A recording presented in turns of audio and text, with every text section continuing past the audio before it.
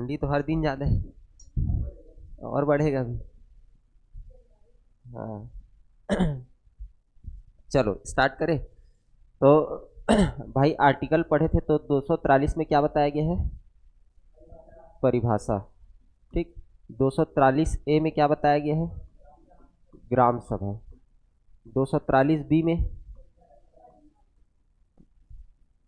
में पंचायतों का गठन। एकदम रटाया हुआ होना चाहिए, पंचायतों का गठन। सी में संरचना। डी में आरक्षण। ई में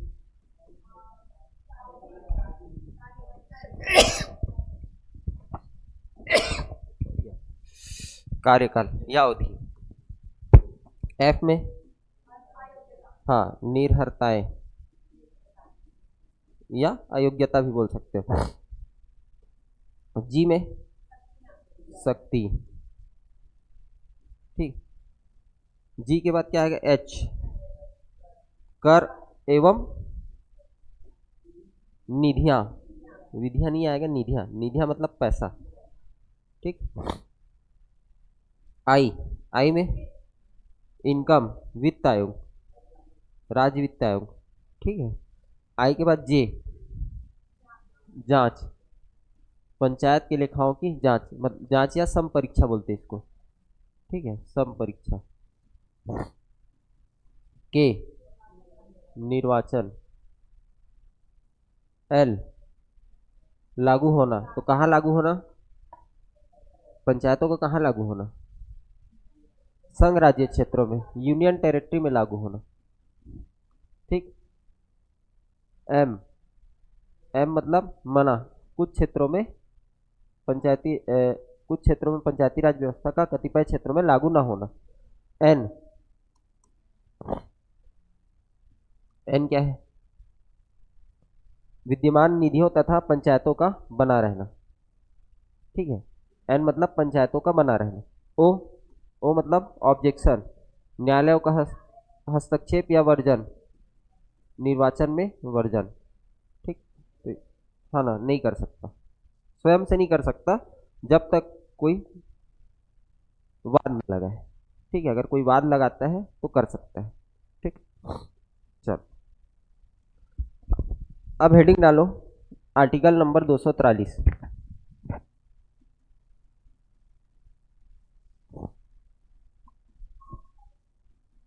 परिभाषाएं क्या बोले थे? हाँ आर्टिकल वाइज पूछते। ये 243 से 243 तक आपको एकदम कंठस्थ होना चाहिए आर्टिकल। ठीक है। इसके बाद मैं लास्ट में ना धारा बता दूंगा पूरा पढ़ने के बाद। हाँ। ठीक। तो लास्ट में अपन क्या करेंगे, मैं इंपॉर्टेंट धारा भी को बता दूंगा कि ये धारा आपको याद होना चाहिए। ठीक। चलो, तो 243 में परिभाषा बताया गया, तो सबसे पहले बोला गया है ग्राम सभा की परिभाषा बताया गया है। ठीक। ग्राम सभा किसको बोलेंगे? ग्राम सभा ऐसा निकाय है जिसमें ऐसे व्यक्ति सम्मिलित होंगे। ग्राम सभा ऐसा निकाय है जिसमें ऐसे व्यक्ति सम्मिलित होंगे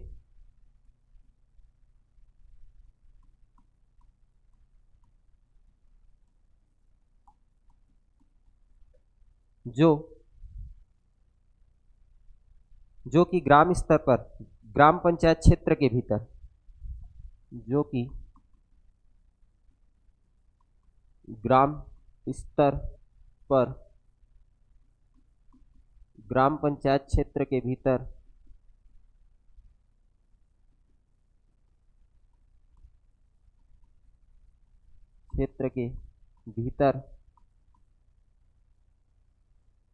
जिसका मतदाता क्षेत्र के भीतर ग्राम की मतदाता सूची में पंजीकृत हो। ग्राम पंचायत क्षेत्र के भीतर ग्राम की मतदाता सूची, ग्राम की मतदाता सूची में पंजीकृत हो।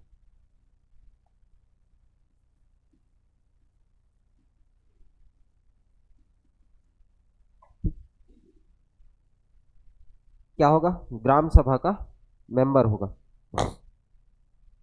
तो ग्राम सभा किससे मिलकर बनेगा, जिस भी ग्राम पंचायत कि जितने भी ग्राम के मतदाता हैं, ठीक है, जिनका पंजीयन हो चुका है, मतलब वोटर आईडी बन चुका है, ठीक, जिनका नाम मतदाता सूची में अंकित है, वही क्या होंगे, ग्राम सभा के मेंबर कहलाएंगे। ठीक, तो इसमें बहुत घुमा फिरा के क्वेश्चन पूछा जाता है। क्या पूछेगा इसमें, बोलेगा ग्राम ग्राम सभा किससे मिलकर बनता है। ठीक है, ऑप्शन देता हूं आप लोग को, ग्राम में रहने वाले सभी वयस्क सदस्य, ठीक, दूसरा है ग्राम में रहने वाले सदस्य जिनका नाम ग्राम के मतदाता सूची में सम्मिलित है, तो क्या आएगा, दूसरा वाला आएगा। ठीक है, जिनका नाम ग्राम के मतदाता सूची में है वही क्या कहलाएंगे, ग्राम सभा के सदस्य कहलाएंगे। ठीक, इसके अलावा कुछ भी दे, जिसका उम्र 18 साल हो गया है, जिसका उम्र 21 साल हो गया है, गांव के वयस्क सदस्य कोई नहीं आएगा अगर उनका नाम ग्राम की मतदाता सूची में पंजीकृत नहीं है तो। ठीक, ये हो गया ग्राम सभा। अब इसमें नोट करके लिखना, नोट करके, ठीक है, 2-3 पॉइंट इसमें लिखना है।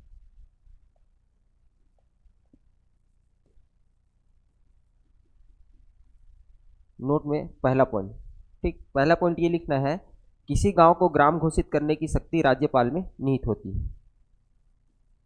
किसी गांव को ग्राम घोषित करने की शक्ति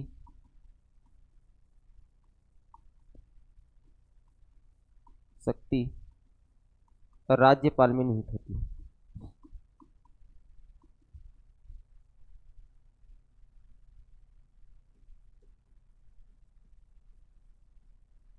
ठीक, मतलब गांव को ग्राम घोषित कौन करता है, तो राज्यपाल करता है। ठीक, एक एक ग्राम में एक गांव या गांव का समूह हो सकता है। एक ग्राम में एक गांव या गांव का समूह हो सकता है।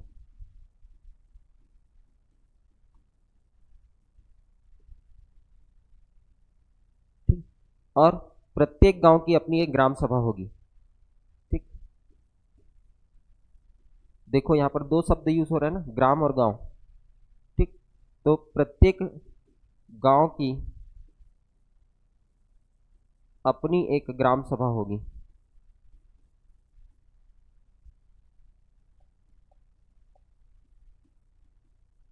ग्राम सभा होगी। ठीक, चौथा बात, एक ग्राम पंचायत के भीतर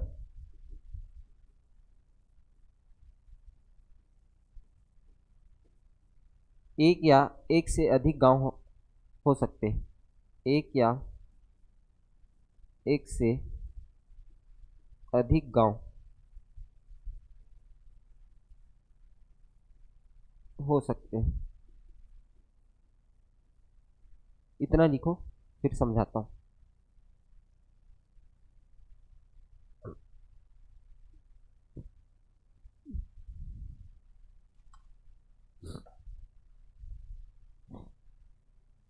हाँ बता रहा हूँ, नोट करो, बता रहा हूँ, समझा रहा हूँ इसको।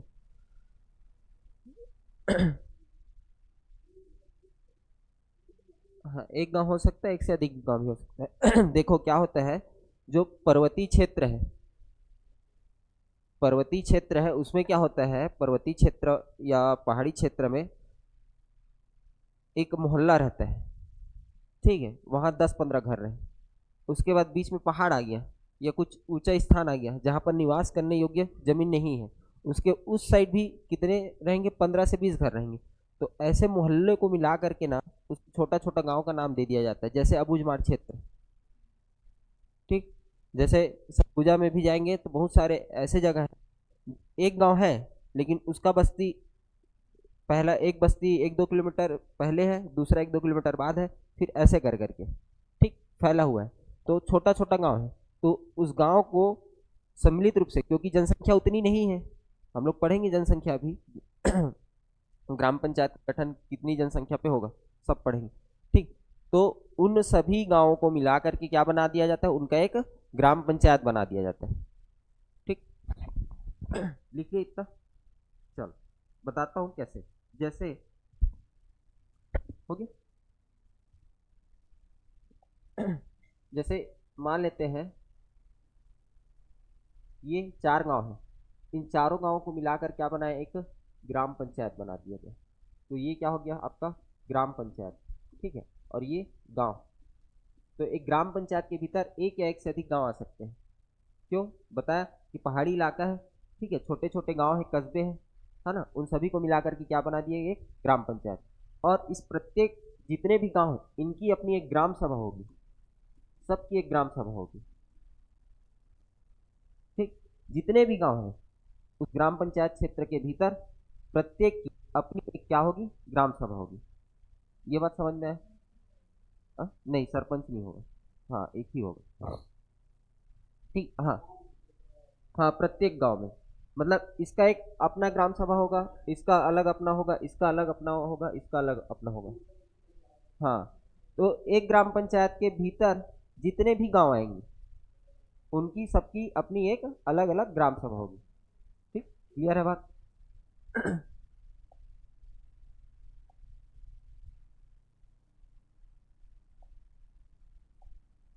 तो किसी भी गांव को ग्राम घोषित कौन करता है, राज्यपाल। दूसरा, एक ग्राम में एक एक गांव या गांव का समूह हो सकता है, ये भी समझ में आया। ठीक है, और प्रत्येक गांव की अपनी एक क्या होगी, ग्राम सभा होगी। और एक ग्राम पंचायत के भीतर एक या एक से अधिक गांव हो सकते हैं। ठीक, सभी बातें क्लियर है चारों? चलो आगे बढ़ते हैं। इसके बाद परिभाषा क्या है, बताया गया है जनपद पंचायत या मध्यवर्ती स्तर का। ठीक, मध्यवर्ती स्तर, इसी को हम लोग क्या बोलते हैं, जनपद पंचायत। ठीक, तो जिसे राज्य द्वारा अधिसूचना जारी करके मध्यवर्ती स्तर के रूप में अधिसूचित किया जाए वही आपका क्या कहलाता है, मध्यवर्ती स्तर। ठीक, जिसे राज्यपाल द्वारा अधिसूचना जारी करके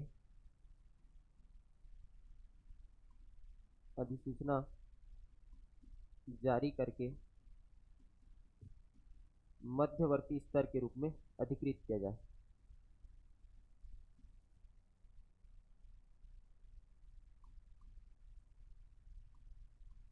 अधिकृत,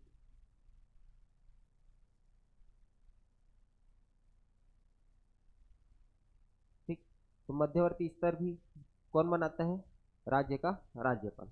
ठीक है,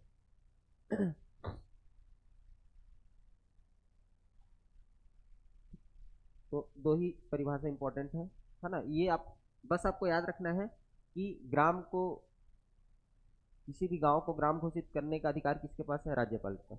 मध्यवर्ती पंचायत गठित करने का अधिकार किसके पास है, राज्यपाल के पास। ठीक, बस।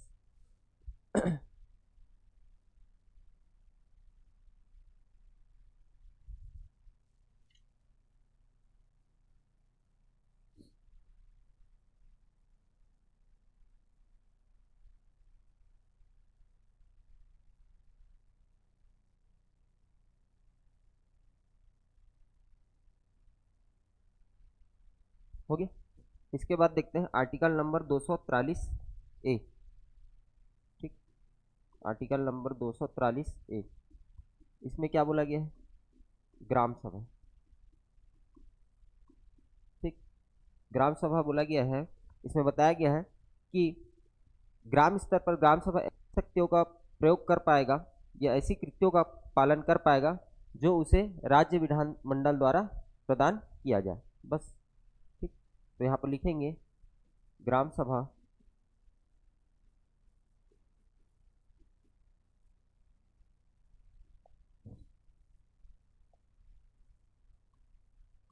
ग्राम सभा ग्राम स्तर पर ऐसी शक्तियों का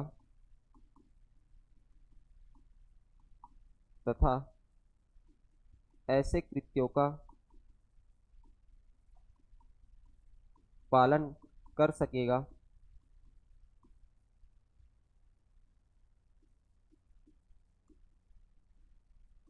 जो उसे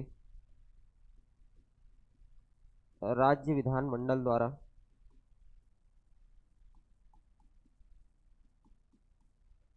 प्रदान किया जाए या उपबंधित किया जाए, प्रदान किया जाए, ऐसा लिख लो।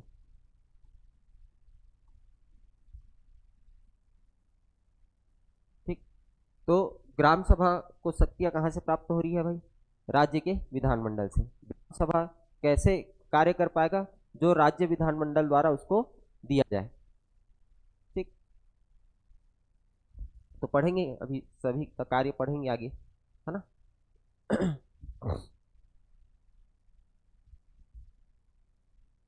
आर्टिकल नंबर 243B,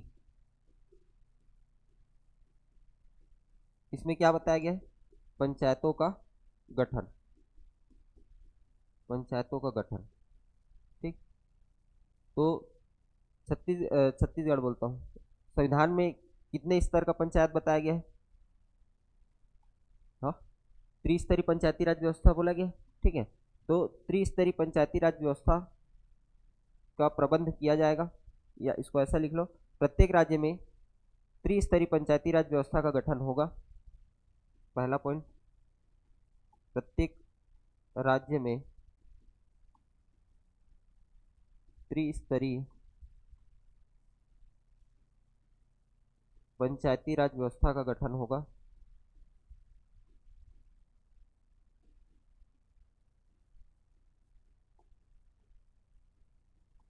और ऐसी एज इट इज बताया गया है ना संविधान में, पीडीएफ डाउनलोड करोगे, ठीक है, तो उसमें ऐसे ही लिखा है डिट्टो।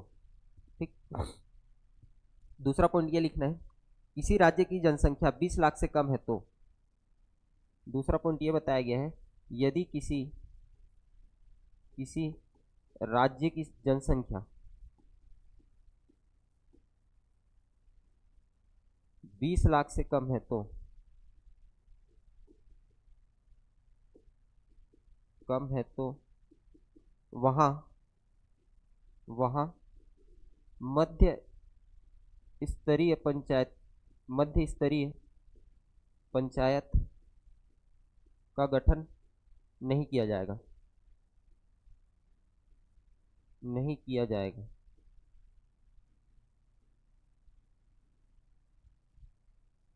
ये भी याद रखना। ठीक, तो इसको पूछेगा कैसे? आर्टिकल नंबर या अनुच्छेद नंबर 243B के अंतर्गत, ठीक है, यदि किसी राज्य की जनसंख्या 20 लाख से कम है तो वहाँ कितने स्तर के पंचायत का व्यवस्था किया जाएगा? तो वहाँ 2 स्तर का पंचायत होगा। ठीक, एक ग्राम पंचायत और दूसरा क्या हो जाएगा? जिला पंचायत। क्लियर है?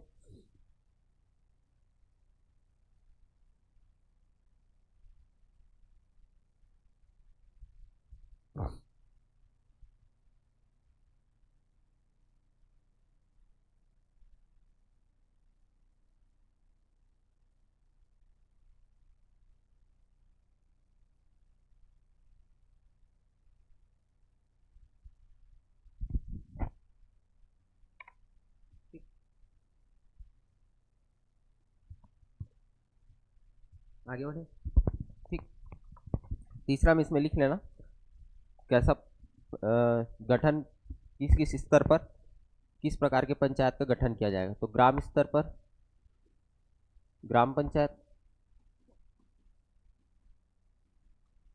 ठीक है, विकास खंड स्तर पर या ब्लॉक बोल सकते हैं, विकास खंड या ब्लॉक बोलते हैं।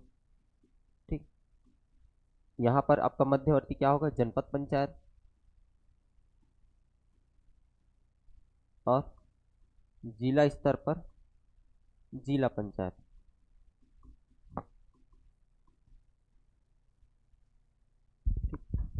चलो आगे देखते हैं 243C, आर्टिकल नंबर 243C, ये क्या है?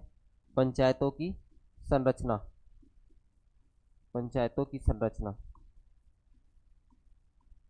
ठीक, अब देखते हैं पंचायतों की संरचना में किस प्रकार की संरचना हमने को देखने को मिलती है। ठीक है, संविधान में क्या बताया गया है ना। अभी हम लोग संविधान की बातें पढ़ रहे हैं, है ना। इसके बाद हम लोग पहुंचेंगे छत्तीसगढ़ पंचायती राज अधिनियम में, है ना। चलो, तो सबसे पहले पहला बात याद रखना, सभी पंचायतों में वार्डों की जनसंख्या लगभग एक समान होगी। सभी पंचायतों में वार्डों की जनसंख्या लगभग समान होगी।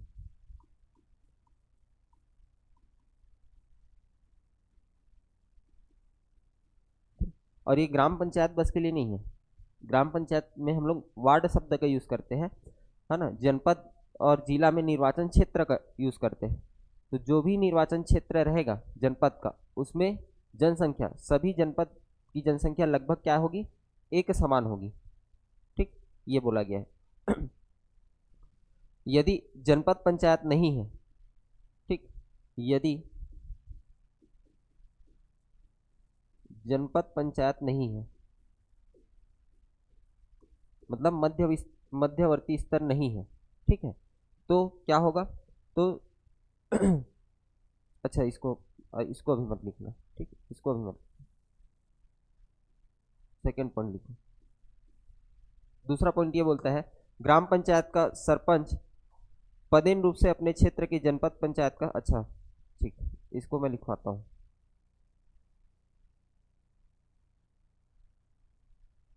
चलो, अब एक टेबल बनाना। टेबल क्या बनाना है अपने को, इसके अनुसार एक टेबल बनाना है, अनुच्छेद 243C के अनुसार। तो ग्राम पंचायत में कौन कौन से पदेन सदस्य हो सकते हैं, ठीक है, यहां पर लिख लेना, पदेन सदस्य, ठीक। अब कॉलम बना लेना, ग्राम पंचायत, जनपद पंचायत और जिला पंचायत,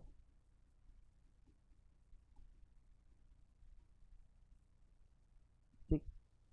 तो अनुच्छेद 243C में बोलता है ग्राम पंचायत का पदेन सदस्य कौन व्यक्ति हो सकता है, तो कोई नहीं,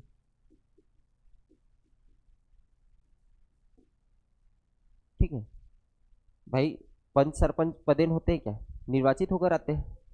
तो ग्राम पंचायत जितने भी सदस्य रहते हैं वो कैसे आते हैं, निर्वाचित होकर आते हैं। तो कोई पदेन सदस्य नहीं होता ग्राम पंचायत।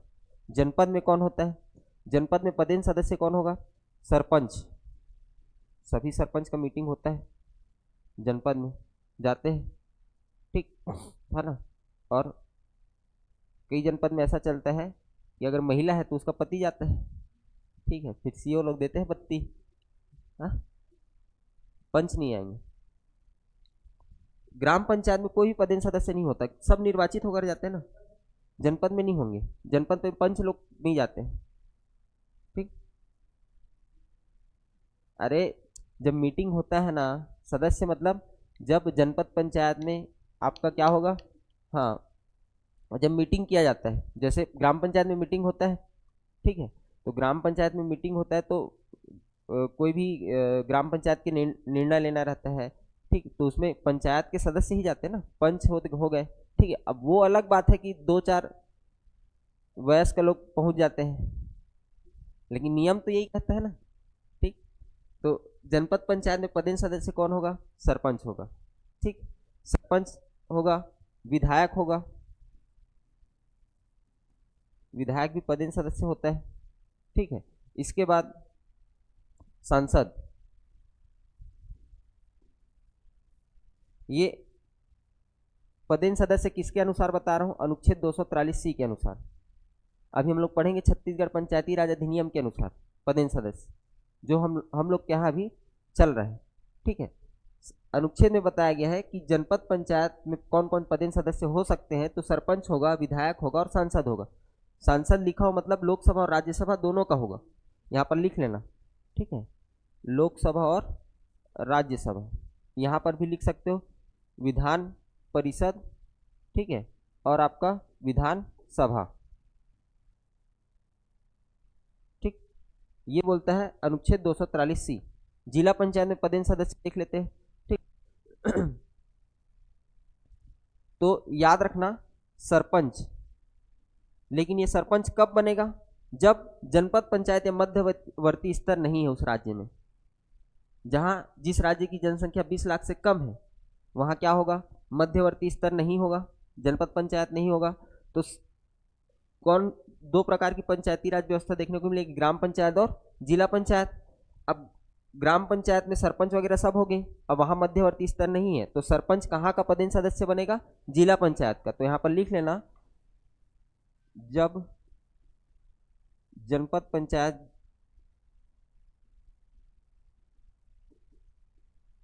नहीं है तो, ठीक है ना। ये याद रखना, सरपंच जिला पंचायत का तब सदस्य बनेगा जब उस राज्य में मध्यवर्ती स्तर या जनपद पंचायत नहीं है तो, ठीक। इसके बाद कौन बनेगा? इसके बाद बनता है आपका, एक मिनट,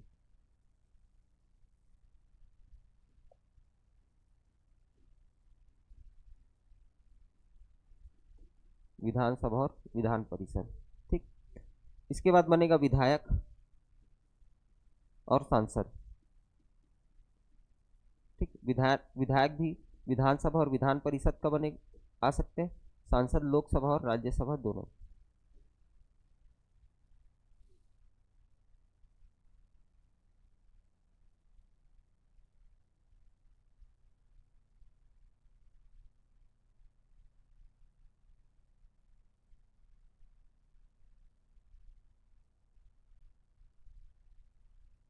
ठीक, तो इसको थ्योरी फॉर्म में ना लिखवा करके मैं आपको टेबल फॉर्म में लिखवा दिया हूँ, ठीक है। तो अगर पूछेगा अनुच्छेद 243 सी के अनुसार, ठीक है, या है ना, जनपद पंचायत के पदेन सदस्य में कौन कौन शामिल होता है, ठीक। ऑप्शन दे देगा, सरपंच, पंच, विधायक, ठीक है, और लोकसभा सांसद, ठीक। अब ऑप्शन देगा एक, एक दो, है ना, एक तीन चार, ऐसे करके, ठीक। ये देगा सदस्य का नाम और इसमें फिर ऐसा ऑप्शन देगा, एक है, एक दो तीन है, एक तीन चार है, इस तरीके से, ठीक। तो इसमें कौन शामिल नहीं होगा? पंच शामिल नहीं होगा, ठीक। विधायक की जगह आपको विधान विधानसभा का विधायक भी लिख सकता है, तो विधानसभा और विधान परिषद दोनों के विधायक शामिल हो सकते हैं, ठीक है। संसद में लोकसभा और राज्यसभा दोनों के सदस्य शामिल हो सकते हैं, ठीक है ना। और पंच हो रहा है जनपद पंचायत में, ठीक है ना। और कौन नहीं हो रहा है? सरपंच, सॉरी, सरपंच हो रहा है, इसमें पंच शामिल नहीं होता है, ठीक। जिला पंचायत में लिख करके देगा, अच्छा जिला पंचायत का अच्छा क्वेश्चन बनेगा। जिला पंचायत में बोलेगा अनुच्छेद 243 सी के अनुसार, ठीक है, जिला पंचायत के पदेन सदस्य में कौन कौन शामिल होता है, ठीक। ऑप्शन में देगा, ऑप्शन ऐसे बनाएगा, सरपंच, ठीक, दूसरा लोकसभा सांसद, तीसरा बनाया राज्यसभा सांसद, ठीक, चौथा बनाया विधानसभा विधायक, ठीक। ऑप्शन देता हूं मैं आप लोगों को, ऑप्शन है एक दो, एक दो तीन, ठीक है, एक दो तीन चार, ठीक, और दो तीन चार। हाँ, क्या आएगा? दो तीन चार, ठीक है। क्यों दो तीन चार लिया गया? क्योंकि वहां पर मेंशन नहीं किया गया है कि उस राज्य में मध्यवर्ती पंचायत है या नहीं है। समझ में आया किस तरीके से बनाना है? जब लिख करके देगा कि उस राज्य में मध्यवर्ती पंचायत का गठन नहीं किया गया है, तब जिला पंचायत के पदेन सदस्य कौन कौन होंगे, तब उसमें सरपंच लिख के देगा, तब आता एक दो तीन चार, ठीक। लिख कर मेंशन करके नहीं दिए है तो किसको लेना है? नॉर्मल विधायक और सांसद को लेना है। क्लियर है बातें? ठीक,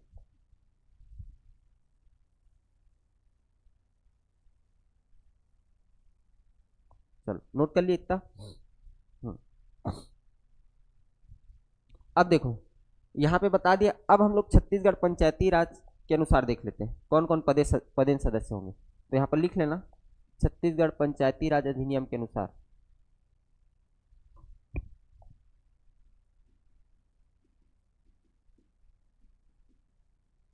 अधिनियम के अनुसार, ठीक, पदेन सदस्य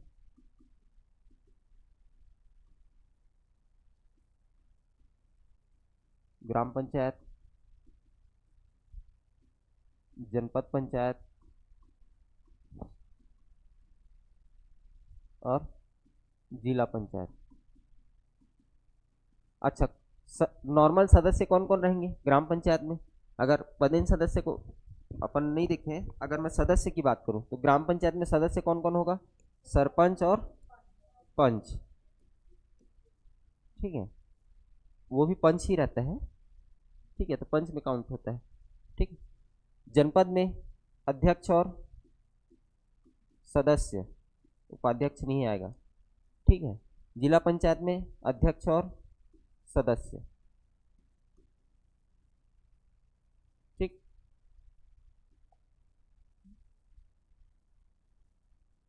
चलो, तो ग्राम पंचायत में कोई भी पदेन सदस्य नहीं होता, कोई नहीं, ठीक। जनपद में कौन कौन होंगे? सरपंच और विधायक,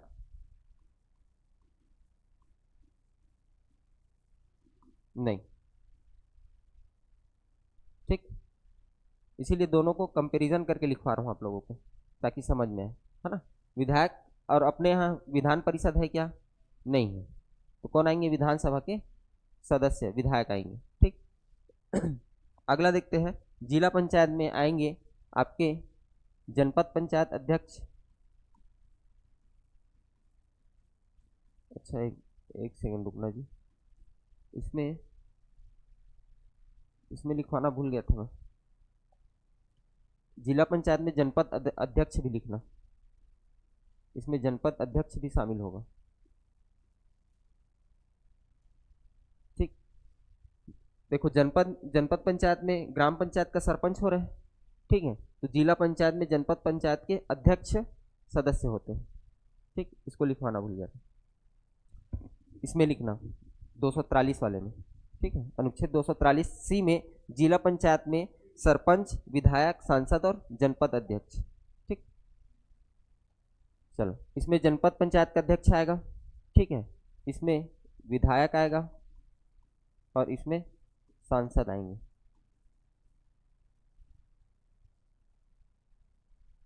ठीक। अब सांसद लोकसभा राज्यसभा दोनों के सांसद आएंगे, ठीक है, लोकसभा और राज्यसभा।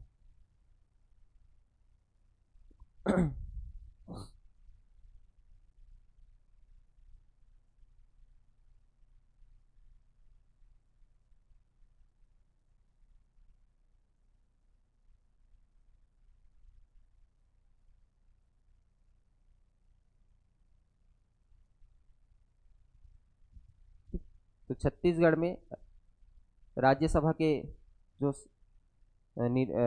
राज्यसभा के जो सदस्य होते हैं, ठीक है, राज्यसभा के जो सदस्य होते हैं वो कौन से पंचायत के सदस्य होंगे? पदेन जिला पंचायत के, ठीक। तो 243 में क्या पढ़े थे? इसमें जनपद पंचायत में सरपंच, विधायक और सांसद तीनों पढ़े थे, ठीक है। लेकिन छत्तीसगढ़ पंचायती राज के अनुसार, अधिनियम के अनुसार जनपद पंचायत में कितने सदस्य होंगे? केवल 2, सरपंच और विधायक, ठीक है, इसमें सांसद नहीं आते। सांसद किस में आते हैं? वो जिला पंचायत के पदेन सदस्य बनते हैं, ठीक। चलो, अब इसमें आगे देखते हैं। अब देखो, नोट करके लिखो यहाँ पे, नोट पॉइंट, ठीक। सरपंच का निर्वाचन कैसे होता है? प्रत्यक्ष या अप्रत्यक्ष? तो इसमें याद रखना, अनुच्छेद में बताया गया है कि सरपंच का जो निर्वाचन होगा प्रत्यक्ष अप्रत्यक्ष दोनों हो सकता है, ठीक है, प्रत्यक्ष और अप्रत्यक्ष दोनों तरीके से हो सकता है, लेकिन तय कौन करेगा? तय करेगा राज्य का विधानमंडल, राज्य विधानमंडल, ये हमारे अनुच्छेद में बताया गया।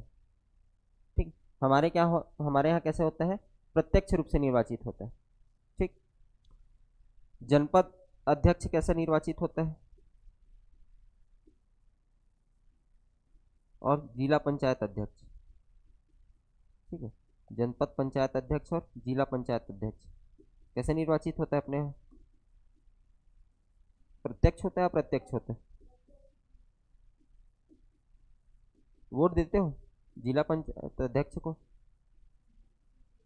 तो कैसे होगा, अप्रत्यक्ष।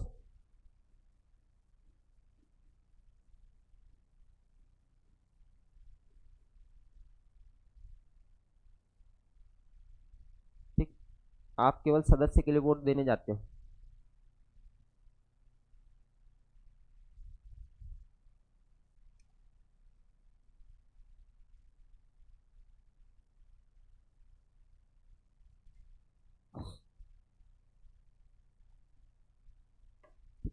इसके बाद नेक्स्ट पॉइंट इसमें लिखना है, नोट करके यहाँ पर लिख दे रहा हूँ। पंचायत के सम्मेलन में, पंचायत के सम्मेलन में,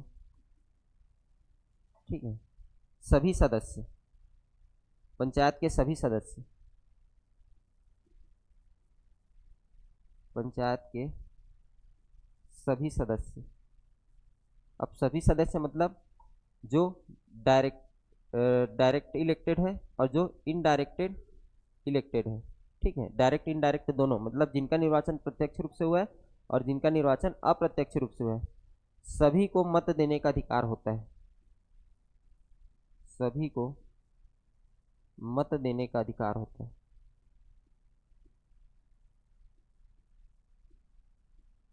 अधिकार होता है। ठीक, जो भी पंचायत के सदस्य, भाई पदेन सदस्य भी अपन पढ़े कि ये पदेन सदस्य होंगे, तो वो भी अगर पंचायत का सम्मेलन हो रहा है तो पंचायत के सम्मेलन में अपन पढ़ेंगे क्या क्या बातें होती है सम्मेलन में। ठीक है, किन किन विषयों पर चर्चा होता है, तो पंचायत में भी जिस प्रकार से हमारा राज्य विधानमंडल संचालित होता है, ठीक है, मत देते हैं कि नहीं, है ना, किसी भी मुद्दे पर अगर चर्चा होता है तो सब हाथ खड़ा करके मत देते हैं कि हम इससे सहमत हैं। ठीक है, तो उसी प्रकार से पंचायत में भी होता है। ठीक, वार्षिक बजट पास करना हो, है ना, लेखाओं का जांच करना हो, तो इसमें भी मत होता है। ठीक है, सब चीज़ को पास कराने के लिए। ठीक, तो उसमें सभी सदस्य, जितने भी पंचायत के सदस्य होंगे, चाहे वो प्रत्यक्ष रूप से निर्वाचित हुए हो चाहे अप्रत्यक्ष रूप से निर्वाचित हुए, सभी को मत देने का अधिकार होगा। ठीक, डायरेक्ट इलेक्टेड और इनडायरेक्ट इलेक्टेड, प्रत्यक्ष और अप्रत्यक्ष निर्वाचन।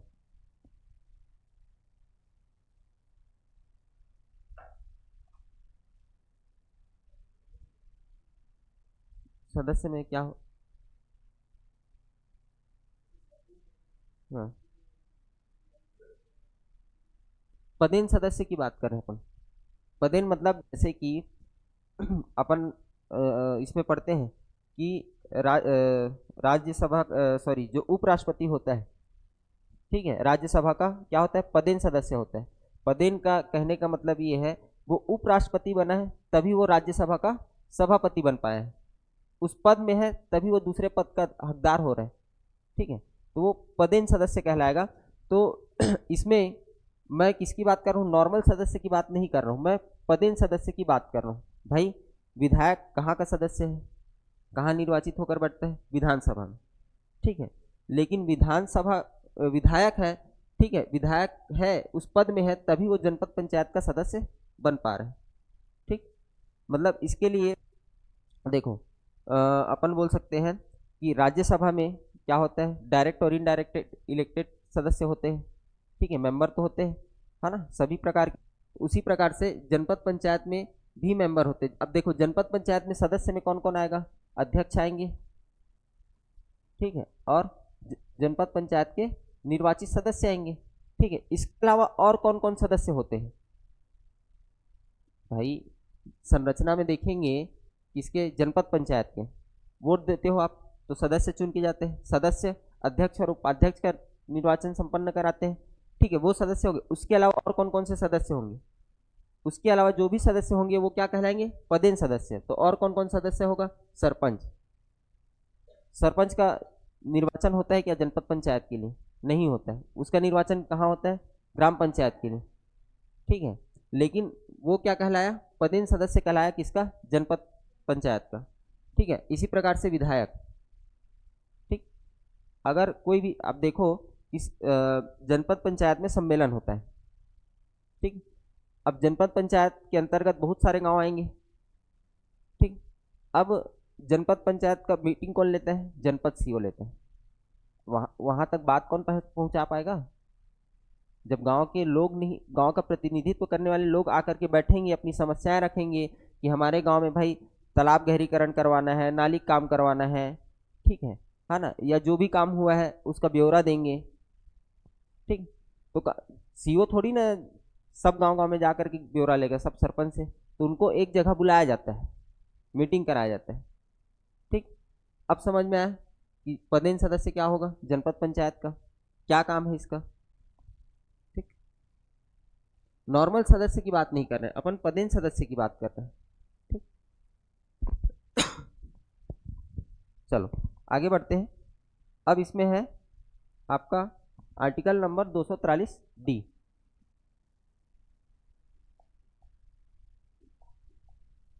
243 डी क्या बोलता है, आरक्षण, पंचायतों का आरक्षण, ये पंचायतों में आरक्षण, ऐसा लिख सकते हैं, पंचायतों में आरक्षण या सीटों का आरक्षण, ठीक। तो इसमें क्या बोला गया है अनुच्छेद 243 में कि ग्राम पंचायत, ठीक है, या ग्राम पंचायत नहीं बोल सकते, अपन बोल सकते पंचायत, ठीक। ओवरऑल पंचायत में इस तरीके की संरचना पाई जाती है, पंचायत। तो अनुसूचित जाति, अनुसूचित जनजाति को उनके जनसंख्या के अनुपात में,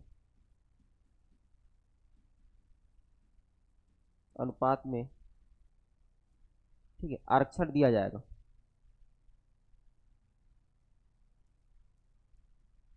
आरक्षण दिया जाएगा, ठीक। ये तो हो गया पहला पॉइंट। दूसरा पॉइंट ये लिखना कि एससी, अनुसूचित जाति, अनुसूचित जनजाति महिलाओं के लिए 1/3 सीट आरक्षित किए जाएंगे। अनुसूचित जाति, अनुसूचित जनजाति के महिलाओं के लिए 1/3, ठीक है, 1/3 आरक्षित सीट स्थानों का सीट आरक्षित किए जाएंगे, सीट आरक्षित किए जाएंगे।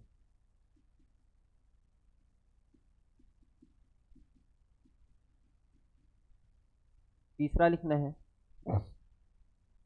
आपको कुल स्थानों का, ठीक, कुल स्थानों का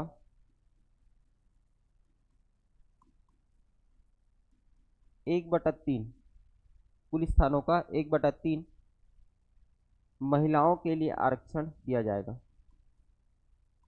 या महिलाओं के लिए सीट आरक्षित किए जाएंगे।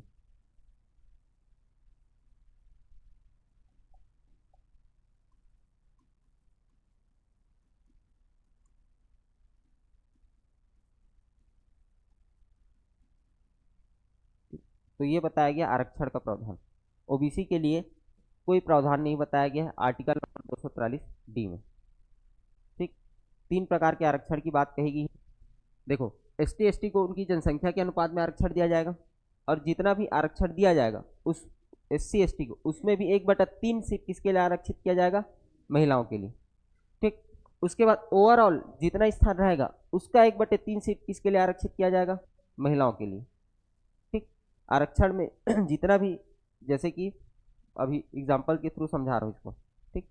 चलो 1/3 मतलब कितना होता है जी, कितना प्रतिशत?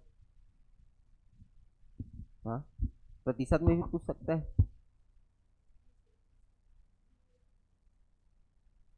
हाँ ठीक, चलो अब देखो, जैसे किसी ग्राम पंचायत में कुल वार्ड अगर मैं लेता हूँ, कुल वार्ड की संख्या कितना है? 10। 10 वार्ड है, ठीक। 10 वार्ड में मैं बोल रहा हूँ उस गांव में एससी का प्रतिशत 20% है, एसटी का 20% जनसंख्या है, ठीक। तो इस 10 में एससी के लिए कितना आएगा? 10 का 20% निकालो, कितना आएगा? हाँ, कितना आएगा? 2। तो 2 सीट किसका हो गया? एससी का हो गया। 2 सीट किसका हो गया? एसटी का हो गया। तो उनकी जनसंख्या के अनुपात में आरक्षण मिला, ठीक। 10 में से 2 सीट कौन ले गया? एससी ले गया, 2 सीट एसटी ले गया। अब इस 2 सीट में भी इस 2 का 1/3 निकालो, 2 का 1/3 कितना आएगा? लगभग 0.78 आएगा। तो एक एक सीट मान ले, तो 2 में से 1 सीट किसका हो जाएगा? एससी महिला। 2 में से 1 सीट किसका हो जाएगा? एसटी महिला, ठीक। अब देखो, 2 सीट एससी को मिला था, 2 सीट एसटी को मिला था। तो 2 में से एक एक सीट किसका हो गया? एससी फीमेल, और 1 सीट क्या हो गया? ST female. अब बचा एक एक सीट, वो महिला पुरुष कुछ भी हो सकते हैं। हाँ, कैटेगरी में कुछ भी हो सकते हैं, ठीक। अब अपने पास कितना सीट बचा टोटल? अब देखो 4 सीट तो चले गया, तो अभी इसमें कितना सीट बचा है? 6 सीट, ठीक। 6 सीट बचा है। अब क्या बोला हूँ? कुल स्थानों का 1/3। तो कुल स्थान कितना है अपने पास? 10। इस 10 का 1/3 तो कितना आएगा? 3.3 कुछ आएगा, ठीक है। मतलब 3 सीट ले लेते हैं। कितना सीट ले लेते हैं? 3 सीट। 3 सीट क्या होना चाहिए कुल स्थानों में? फीमेल होनी चाहिए। तो यहाँ पर एक और एक सीट तो फीमेल हो गई है। अब बचा कितना? एक और फीमेल। तो एक सीट ये ओपन फीमेल होगा, अनारक्षित महिला, अनारक्षित महिला। तो कुल स्थानों का 3 सीट, देखो कुल स्थानों का देना था 3 सीट, तो 3 सीट तो हो गया। एक सीट ये महिला ले गई, एक सीट ये महिला ले गई, और एक सीट ये, ठीक। अब अपने पास कितना बचा? 4 4 5। अब 5 में कोई भी आ सकते हैं। 5 क्या होगा आपका? अनारक्षित सीट कहलाएगा,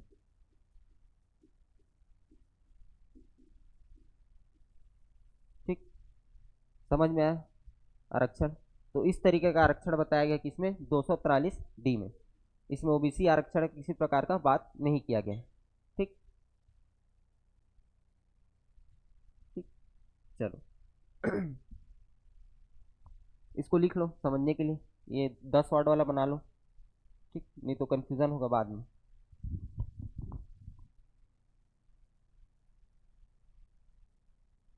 हमारे यहाँ कितना, महिलाओं को कितना प्रतिशत आरक्षण मिलता है छत्तीसगढ़ में? बताओ, महिला लोग हैं 50%। कैसे? फ्यूचर में अगर चुनाव लड़ना हो सरपंच का, कैसे करोगे तुम लोग? हैं? नहीं लड़ोगे?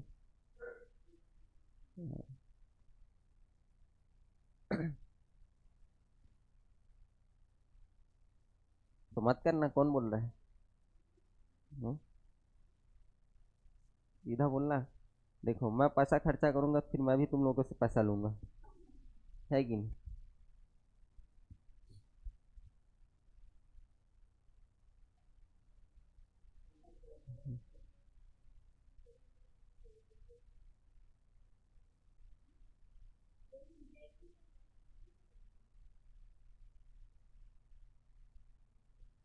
यही तो है। अब देखो, पैसे के आगे सब झुकते हैं, बात सही है, ठीक है।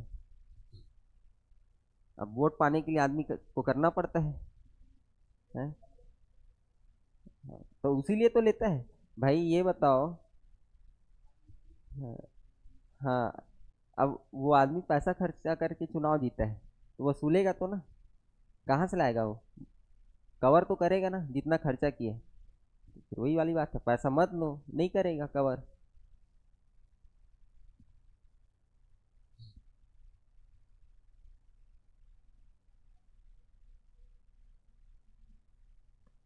उतना नहीं करते हैं जी। अब एकदम ही जिनका नियत ही इसलिए बना है कि मैं 5 साल में एकदम एक ठो स्कॉर्पियो खड़ा कर दूंगा, ठीक है ना। तो वैसा होता है, ठीक। लेकिन कई लोग अच्छे होते हैं, है ना। छोटे पंचायत में नहीं होता है कमाई, बड़े पंचायत में होता है। हम्म, हाँ, सबका मिली भगत रहता है इसमें, ठीक है। चलो, अब देखो, इसमें आर्टिकल 243 बी में आरक्षण पढ़ चुके हैं, है ना। छत्तीसगढ़ पंचायती राज में उसमें अलग से आरक्षण बताऊंगा। उसमें दो तरीके से आरक्षण पढ़ेंगे, एक पुराना और एक नया। कुछ भी पूछ सकता है, अध्यादेश के बाद नया आरक्षण लागू हुआ है, ठीक है। पुराना और नया में थोड़ा सा डिफरेंस है बस, है ना। तो उसको अपन जब छत्तीसगढ़ पंचायती राज अधिनियम में पहुंचेंगे तब उसमें बताऊंगा। क्लियर है। चलो, अब देखते हैं 243 ई। ई में क्या बताया गया है? पंचायतों का कार्यकाल।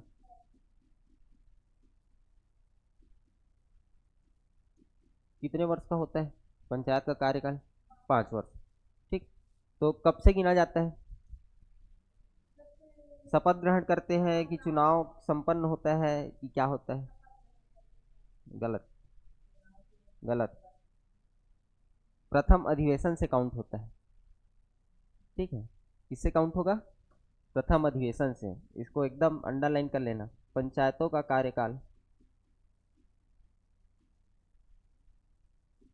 पंचायतों का कार्यकाल प्रथम अधिवेशन से 5 साल तक होता है।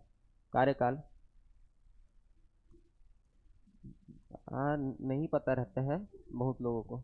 अभी पढ़ोगे तो आप लोग को अपना अधिकार खुद पता चलेगा। प्रथम अधिवेशन से 5 साल तक होता है, ठीक है। ये तो अभी शुरुआत है ना। अभी पढ़ोगे तो अपने हक के बारे में समझोगे, ठीक। हाँ, ये लड़ लेना, कोई बात नहीं है। नियम मैं बताता हूँ, बोलना, कॉपी निकालना अपना। पंचायत, ये देखो, ठीक है। पीडीएफ डाउनलोड कर लेना पंचायती राज का, ठीक। ये देख, नियम में कागज में का लिखा है, ऐसे करके। हाँ हाँ हाँ? देखो, प्रथम अधिवेशन कब होता है? देखो, सरपंच और पंच का जब निर्वाचन हो जाता है, ठीक है। सरपंच और पंच का क्या हो जाता है? निर्वाचन। फिर इसके 15 दिन के भीतर उप सरपंच का निर्वाचन संपन्न कराना होता है, ठीक। 15 दिन के भीतर उप सरपंच का निर्वाचन, जिसमें आजकल बस में ले जा सभी पंचों घुमाने ले जाते हैं, है कि नहीं? है ना, बहुत ट्रेंड में है अभी, ठीक है। उप सरपंच जैसे चीज के लिए है, वो पंच ही है, उसको सैलरी पंच का ही मिलेगा, 500 रुपया, ठीक है ना। लेकिन उप सरपंच के लिए इतना विवाद हो जा रहा है, ठीक। तो इसके निर्वाचन के बाद, इसके निर्वाचन के 30 दिन के भीतर, 30 दिन के भीतर क्या होता है जी? प्रथम सम्मेलन होता है, ठीक है। जिसमें पंचायत के जितने भी सदस्य हैं, सरपंच, पंच की दिन होता है प्रथम अधिवेशन। तो प्रथम अधिवेशन जब से लगेगा, उसके 5 साल तक क्या होगा? पंचायत का कार्यकाल। नहीं, पद ग्रहण नहीं बोलते। पद ग्रहण तो पहले हो गया भाई, पद ग्रहण कर चुके हैं, वो निर्वाचित होकर आ चुके हैं सरपंच का, ठीक है ना। पंच का निर्वाचन हो चुका है, तभी तो 15 दिन के भीतर उप सरपंच का निर्वाचन करा रहे हैं। एक पीठासीन अधिकारी आएंगे, बैठेंगे, उप सरपंच का निर्वाचन कराएंगे, ठीक है ना। आधा घंटा का रहता है उप सरपंच का निर्वाचन, बहुत टाइम का नहीं रहता, ठीक। उसके 30 दिन के भीतर फिर क्या होगा? आपका प्रथम अधिवेशन होता है, ठीक। उसके बाद से 5 साल तक का काउंट होता है। याद रखना इस चीज को, इसको बहुत बार पूछा जाता है और ऐसे ही घुमा करके पूछा जाता है ना। हाँ, प्रथम अधिवेशन से 5 साल। संविधान में भी तो पढ़ते हो, ठीक है। लोकसभा कार्यकाल कैसे पढ़ते हो? प्रथम अधिवेशन से लेकर 5 साल, ठीक। चलो, इसके बाद यदि पंचायत अपने कार्यकाल के पहले विघटित हो जाती है तो क्या होगा, देखते हैं। यदि पंचायत अपने कार्यकाल के पहले विघटित हो जाती है, पहले विघटित हो जाती है,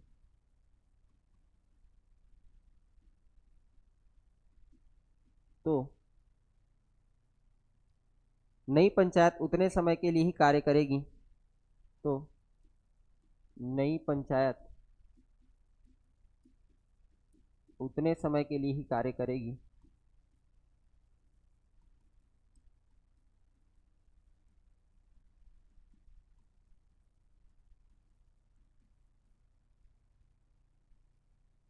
जितने पहले पंचायत कार्यकाल बचा होगा, जितना पहले पंचायत का कार्यकाल बचा होगा।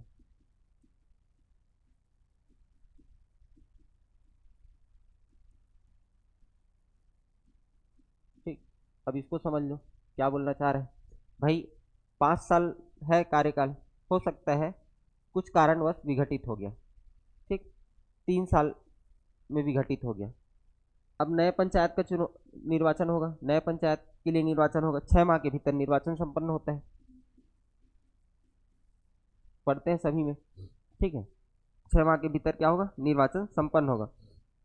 अब निर्वाचन संपन्न हुआ तो अब बचा कितना साल है, 2 साल। तो जो नया पंचायत का गठन होगा तो बचे हुए 2 साल के लिए होगा, 1.5 साल बचा, 1.5 साल, ठीक। अच्छा, जैसे पंचायत 5 साल के लिए बना है, ठीक, पंचायत विघटित हो गया किसी कारणवश 3 वर्ष में, ठीक। अब 6 माह बाद नया निर्वाचन होगा, तो नए निर्वाचन के बाद जो नया पंचायत का गठन किया जाएगा तो वो कितने साल के लिए होगा, 2 साल। जितना पुराने पंचायत का कार्यकाल बचा रहेगा, 1.5 साल तो 1.5 साल, 1 साल तो 1 साल, लास्ट के 6 माह के लिए नहीं होता है।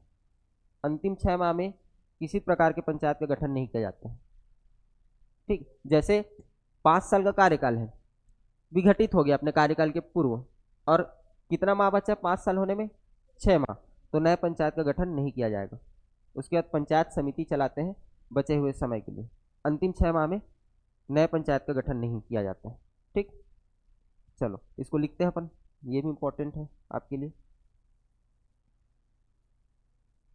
है ना। मतलब ये मान के चलो कि जो भी अगर कार्यकाल से पहले कोई भी पंचायत विघटित हो जाता है, ठीक, तो उसका कार्यकाल कितना होगा, जितना पुराने पंचायत का कार्यकाल बचा होगा, अगले 5 साल के लिए नहीं होगा, ठीक। चलो इसमें लिखते हैं नए पंचायत का गठन 6 माह के भीतर होगा, ठीक। यदि इसमें लिख लेना तथा नए पंचायत का गठन 6 माह के भीतर होगा,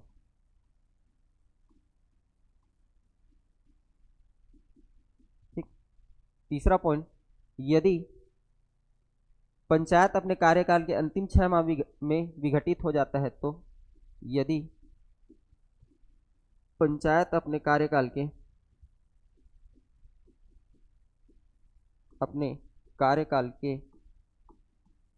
अंतिम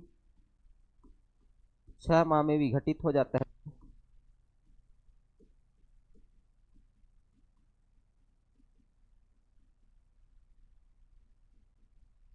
नए पंचायत का गठन नहीं किया जाता, या नया निर्वाचन करवाने का जरूरत नहीं होता, ठीक।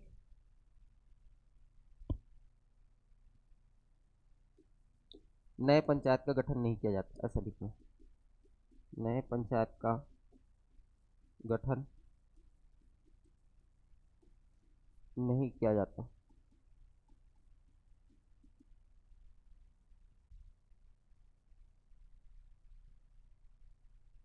ठीक। तो ये हो गया आपका आर्टिकल नंबर 243 ई।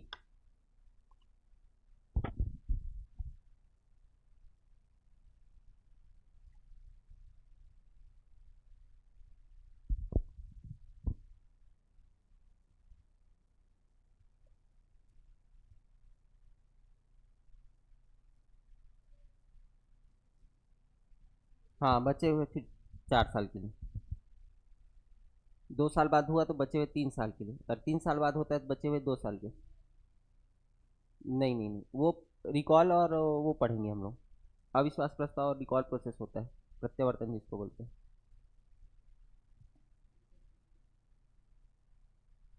एक साल के बाद।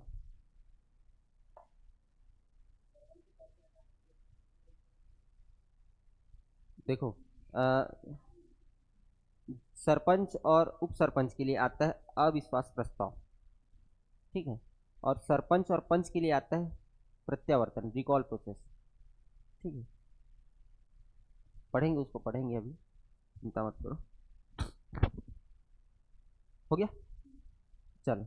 अब 243F हटाना है क्या दीपक, गांव के सरपंच में, उसी को पहले पढ़ा दूं क्या?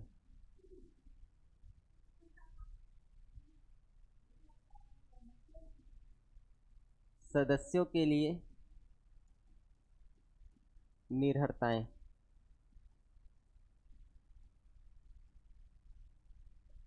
ठीक है। अच्छा, कई लोगों को तो ये भी नहीं पता है रिकॉल होता है करके। प्रोसेस जो होता है सरपंच या पंच को हटाने के लिए, ठीक है, अभी आप लोग ज़्यादा राजनीति में पड़े, मतलब गांव के लोगों को नहीं पता रहता, पंच वंच लोग को ऐसा भी प्रोसेस होता है करके, ठीक है। चलो, तो सदस्यों के लिए निर्भरताएं, तो दो निर्भरताएं बताई गई है, ठीक है। क्या क्या निर्भरताएं हो सकती है? 21 वर्ष की आयु प्राप्त नहीं किया हो, 21 वर्ष की आयु प्राप्त नहीं किया हो, ठीक, पहली निर्भरता है। दूसरा है विधानसभा का सदस्य बनने का योग्यता ना हो, विधानसभा के सदस्य बनने का योग्यता ना हो, दो ही निर्भरताएं बताई गई है ना। वोट देने का, मत देने का आयु कितना है जी? हाँ, और पंचायत सदस्य बनने के लिए 21 वर्ष, दोनों को याद रखना।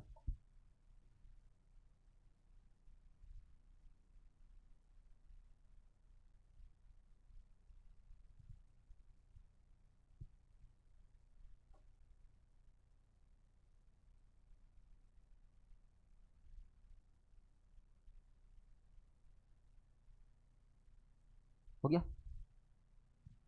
अब देखो 243 आई, 243 आई में क्या बोला गया है? राज्य वित्त आयोग, इस आर्टिकल को भूलना नहीं, ठीक, राज्य वित्त आयोग। तो राज्य वित्त आयोग, ये सबसे पहले तो याद रखना, ये संवैधानिक निकाय है,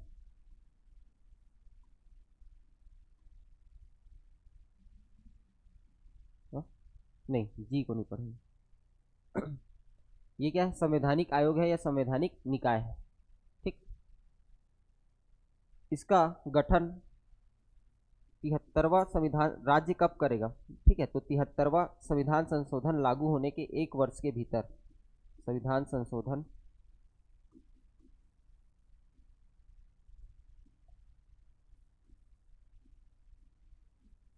हाँ, क्या बोले?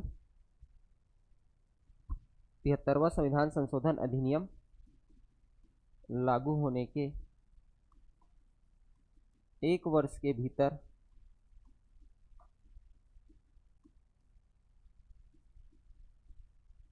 राज्य इसका गठन करेगा,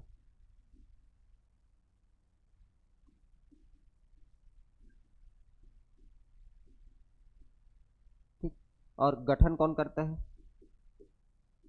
कौन करता है जी राज्य वित्त आयोग का गठन?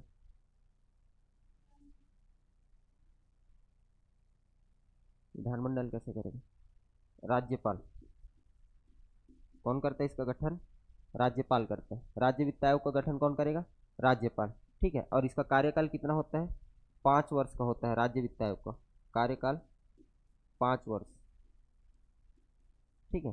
तो प्रत्येक 5 वर्ष के बाद राज्य वित्त आयोग का गठन किया जाता है, ठीक। और इसको याद रखना कि ये पूछा जाता है ना 73वां संविधान संशोधन अधिनियम लागू होने के कितने वर्ष के भीतर राज्य द्वारा राज्य वित्त आयोग का गठन किया जाएगा? तो 1 वर्ष के भीतर। ठीक, उसके बाद प्रत्येक 5 वर्ष के बाद। ठीक,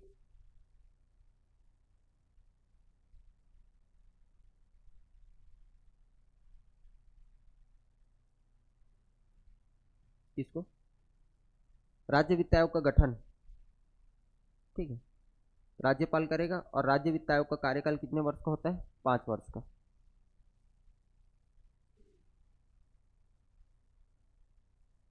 कार्य क्या क्या रहता है राज्य वित्त आयोग का?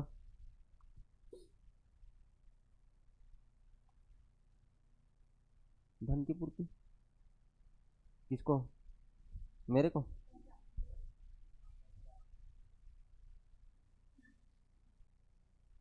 टैक्स वसूलना। ठीक है ना? कर, शुल्क, पथ कर कि जितने भी शुद्ध आगम है, मतलब इनकम है, शुद्ध आगम मतलब इनकम, ठीक है, को राज्य और पंचायतों के बीच बांटना। ठीक, पंचायतों द्वारा लगाए गए एवं वसूल किए गए कर, शुल्क, पथ कर का नियोजन करना, संचित निधि से पंचायतों को सहायता राशि प्रदान करना। ठीक, ये सभी है। चलो लिख लो इसके कार्य को। अच्छा, एक चीज और, राज्य वित्त आयोग कैसा निकाय है अगर पूछे तो याद रखना, ये सलाहकारी निकाय है। ठीक है, ये इसी को परामर्शदात्री निकाय भी बोला जाता है। हाँ हाँ, संवैधानिक निकाय या संवैधानिक आयोग इसलिए बोला जाता है क्योंकि इसका उल्लेख संविधान में किया गया है। ठीक, इसलिए संवैधानिक निकाय या आयोग है ना? और किस तरीके का काम करता है? तो सलाह देने का काम करता है। ठीक है, किसको? राज्य सरकार को।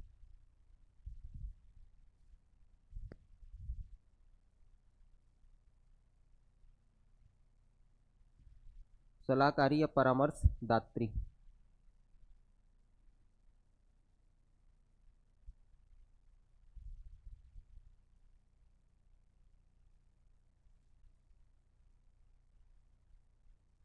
चलो मैं बोलता हूँ इसके कार्य को लिखना, एक एक करके लिखो।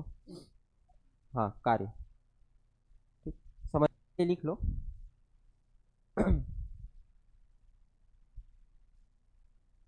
ये हो जाएगा तो फिर बताना, फिर मैं कार्य लिखवाता हूँ। और थोड़ा सा आप लोग जगह छोड़ देना कार्य को लिखने के बाद। उसमें सर्च मार के आना, राज्य गठन के बाद कितने वित्त आयोग के अध्यक्ष बने हैं। ये काम का चीज है आप लोग के लिए। ठीक, हाँ, राज्य वित्त आयोग के अध्यक्ष। हाँ, राज्यपाल। अरे अध्यक्ष बोल रहा हूँ भाई, राज्य वित्त आयोग के अध्यक्ष होंगे ना एक। तो अभी तक जितने अध्यक्ष हैं उनका लिख के लेना ना, याद नहीं रहेगा तब भी चलेगा, लेकिन उनका क्रम याद होना चाहिए। क्रम इसलिए बोल रहा हूँ कि क्योंकि पापा में अभी पूछ रहा है। ठीक है, राज्य वित्त आयोग, राज्य निर्वाचन आयोग, विधानसभा अभी तक कितने हुए हैं? ठीक है, हाँ, छत्तीसगढ़ के। ठीक, चलो अब हो गया, लिखो कार्य। लिखो पहला, अभी नहीं छोड़ना है, पहले कार्य लिखो फिर बताऊंगा। ठीक,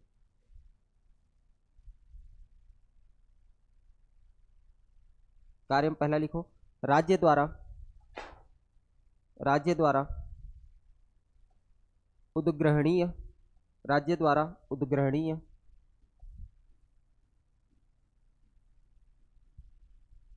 उद्ग्रहणीय ऐसे कर, शुल्क,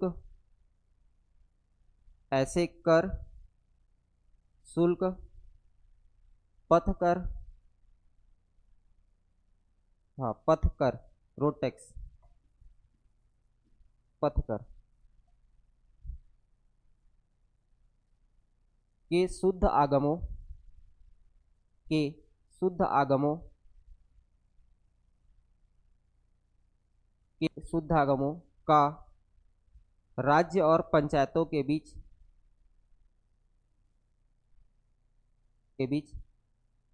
वितरण करना।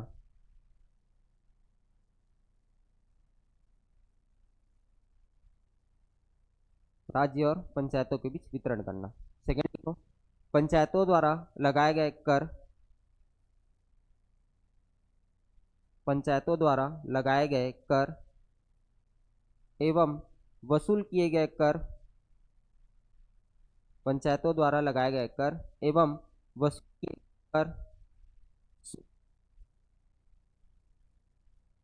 कर शुल्क का नियोजन करना, शुल्क का नियोजन करना।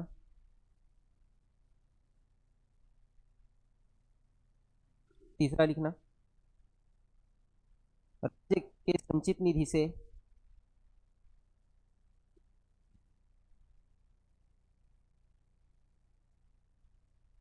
पंचायत, राज्य के संचित निधि से पंचायतों को सहायता अनुदान देना। चौथा, पंचायतों को सहायता अनुदान देना। चौथा लिखो, पंचायतों की सुधारने के लिए आवश्यक उपाय, पंचायतों की स्थिति सुधारने के लिए आवश्यक उपाय करना।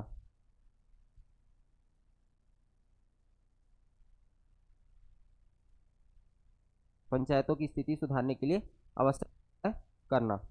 पांचवा, कोई अन्य विषय जो पंचायतों के कोई अन्य विषय जो पंचायतों के वित्त पोषण के हित में हो, जो पंचायतों के वित्त पोषण के हित में हो, के संबंध में, कोई अन्य विषय जो पंचायतों के वित्त पोषण के हित के संबंध में सिफारिशें प्रस्तुत करना, के संबंध में सिफारिशें प्रस्तुत करना।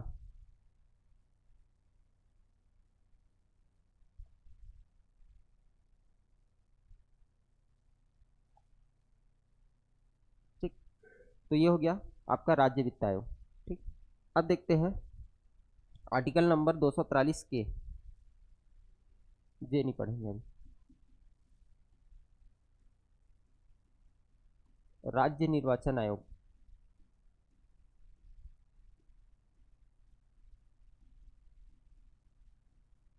ठीक, राज्य निर्वाचन आयोग,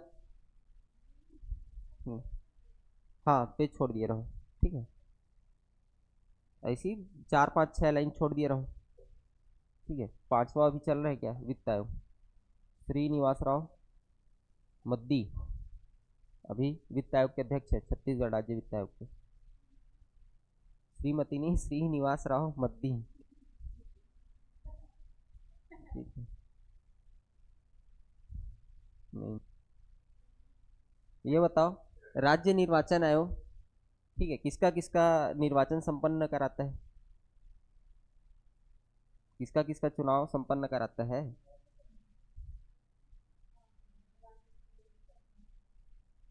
राज्य निर्वाचन आयोग। वाह वाह, वेरी गुड। राज्य निर्वाचन आयोग पंचायत और नगरीय निकाय का चुनाव करवाता है। ठीक है, हाँ इसके अलावा नहीं कराता, इसके अलावा केंद्रीय निर्वाचन आयोग संपन्न कराता है। ठीक,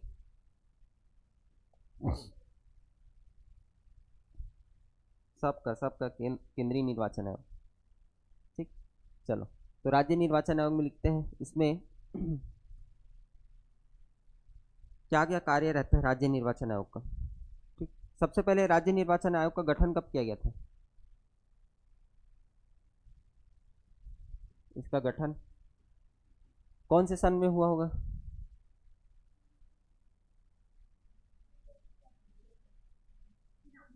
अरे राज्य निर्वाचन आयोग, छत्तीसगढ़ राज्य निर्वाचन आयोग की बात करो, छत्तीसगढ़। हाँ, 15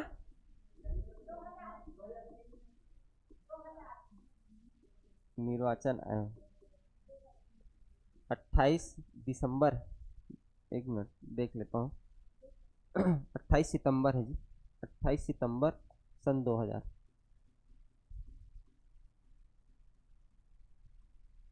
ठीक, चलो देखते हैं क्या क्या काम है। तो सभी निर्वाचन के लिए निर्वाचक नामावली तैयार करना, उसका कार्य लिख लेते हैं।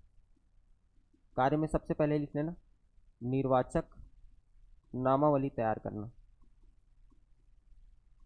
जिसको आप लोग मतदाता सूची बोलते हैं।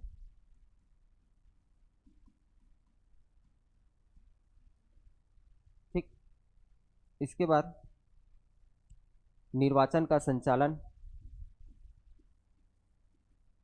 इसको क्रम से लिखना, निर्वाचन का संचालन, निर्वाचन का अधीक्षण,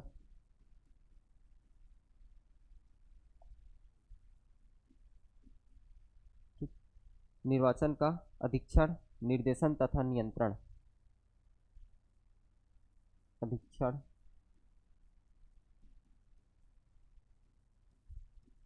निर्वाचन का निर्देशन,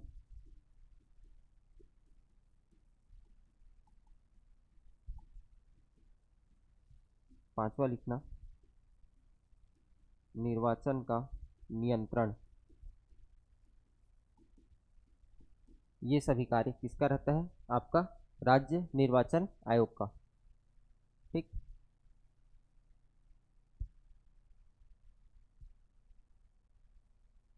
चलो देखो, निर्वाचक नामावली तैयार करने का काम कौन करता है? आपका राज्य वित्त आयोग। ठीक है, लेकिन भाई निर्वाचक नामावली तैयार करने के कुछ नियम भी होंगे, किस प्रकार से निर्वाचक नामावली तैयार किया जाएगा? तो नियम बनाने का काम कौन करता है? राज्य सरकार। ठीक, चलो इसको थोड़ा शॉर्ट टर्म में लिख लो। निर्वाचक नामावली तैयार करने के नियम, या नोट करके लिख लो, निर्वाचक नामावली तैयार करने के नियम राज्य सरकार बनाता है।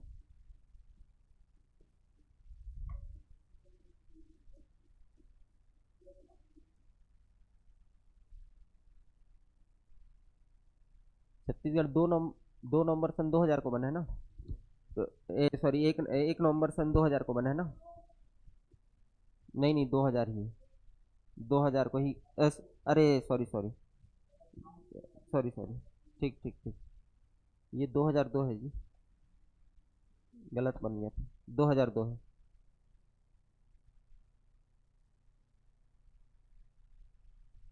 करेक्ट कर लेना उसको, 28 सितंबर 2002।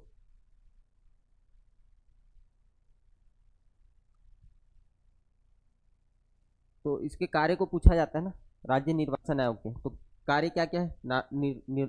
निर्वाचक नामावली तैयार करना, संचालन करना निर्वाचन का, निर्वाचन का अधीक्षण, निर्वाचन का निर्देशन, निर्वाचन का नियंत्रण। ठीक, और निर्वाचक नामावली तैयार करने के नियम कौन बनाता है? तो राज्य सरकार, ये भी पूछा गया। ठीक है, तैयार कौन करेगा? तो राज्य निर्वाचन आयोग, लेकिन नियम कौन बनाता है? राज्य सरकार। ठीक, चलो किसको? ये मतदाता सूची। ठीक है, हाँ हाँ, निर्वाचन का संचालन कि पीठासीन अधिकारी नियुक्त करना, कहाँ कहाँ केंद्र रहेगा, उसका पूरा व्यवस्था।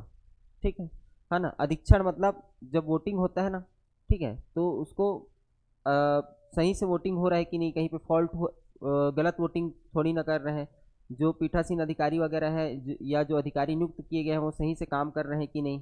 ठीक, ये सब। निर्देशन मतलब कब आचार संहिता लागू होगा, कब से नामांकन फॉर्म डलाएगा, कब नाम वापसी होगा। ठीक है, नियंत्रण मतलब पूरे ओवरऑल निर्वाचन का नियंत्रण। ठीक,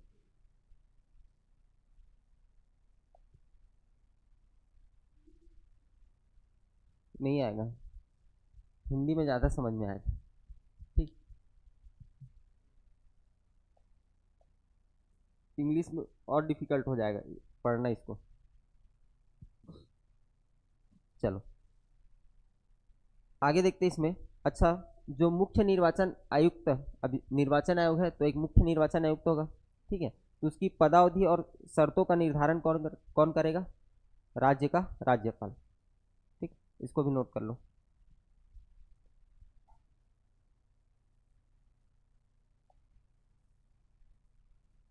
तो राज्य निर्वाचन आयुक्त के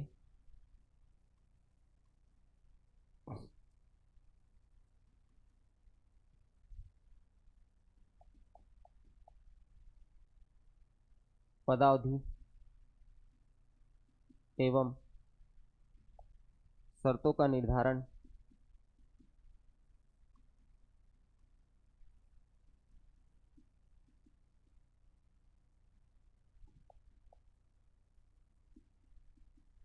निर्धारण ठीक, कौन करेगा? आपका राज्य का राज्यपाल करता है।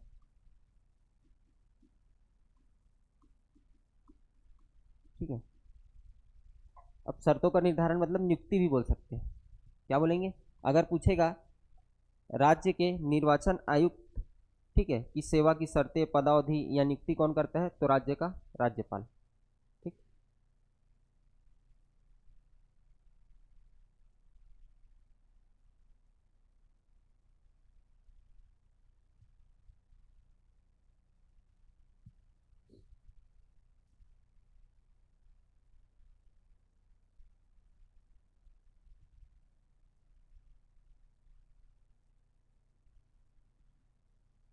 हो गया।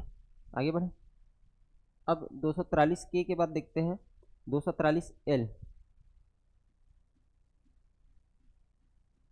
ठीक है, संघ राज्य क्षेत्रों में लागू होना। संघ राज्य क्षेत्रों में लागू होना। अब देखो, जो पंचायती राज व्यवस्था है उसको यूनियन टेरिटरी में लागू करने की शक्तियां किसके पास है? तो अगर शक्तियां पूछे तो याद रखना, शक्तियां किसके पास है? राष्ट्रपति के पास है। ठीक, किसके पास होता है? राष्ट्रपति के पास। ठीक, बस इतना ही जानना है इसका। संघ राज्य क्षेत्रों में लागू होना पंचायती राज व्यवस्था का, तो उसकी शक्तियां किसके पास है? राष्ट्रपति।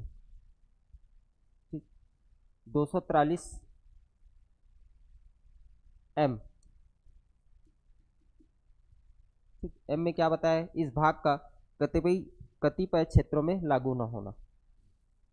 इस भाग का कतिपय क्षेत्रों में लागू न होना।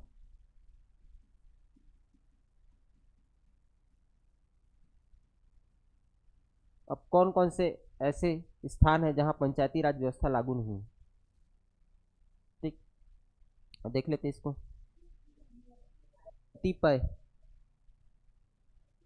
हाँ, मेघालय, देखो बता रहा हूँ, हाँ, नागालैंड, मेघालय, मिजोरम। ठीक, जहाँ पर आपका 73वां संविधान संशोधन लागू नहीं है। तो एक तो ऐसे कहाँ कहाँ लागू नहीं है अगर पूछे, डायरेक्ट पूछे, तो आपका जनजातीय क्षेत्र, ठीक है, और अनुसूचित क्षेत्र इसमें लागू नहीं है। जनजातीय क्षेत्र तथा अनुसूचित क्षेत्र,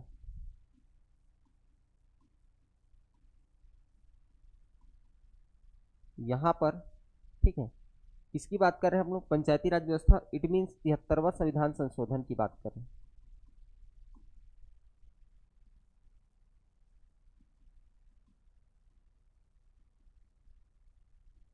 ठीक, ऐसा नहीं है कि वहाँ पंचायत नहीं है पंचायत, ठीक है, लेकिन उसके अपने कुछ नियम कानून हैं। जैसे अनुसूचित क्षेत्र में जो नॉर्मल छत्तीसगढ़ पंचायती राज व्यवस्था है, छत्तीसगढ़ की मैं बात करूँ, ठीक है, तो उसमें कुछ संशोधन किया गया है जिसको हम लोग क्या बोलते हैं? पेसा एक्ट बोला जाता है। क्या बोला जाता है? पेसा एक्ट। उसको भी पढ़ेंगे। ठीक, उसके लिए अलग से व्यवस्था किया गया है। अब इसमें देख लेते हैं कौन कौन से क्षेत्र में लागू नहीं है। ठीक, तो आपका नागालैंड, मेघालय और मिजोरम, तीन राज्य। नागालैंड, मेघालय, मिजोरम, यहाँ लागू नहीं है। इसके अलावा दार्जिलिंग जिले के पर्वतीय क्षेत्र और मणिपुर का पर्वतीय क्षेत्र, मणिपुर एवं दार्जिलिंग के पर्वतीय क्षेत्र में, दार्जिलिंग कहाँ पड़ता है जी? हाँ ठीक, पर्वतीय क्षेत्र पर 73वां संविधान संशोधन अधिनियम लागू नहीं है। ठीक, नहीं आएगा।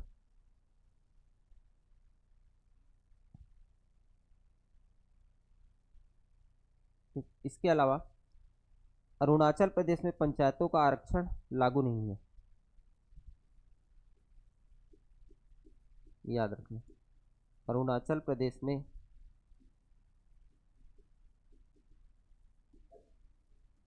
पंचायतों का आरक्षण लागू नहीं है।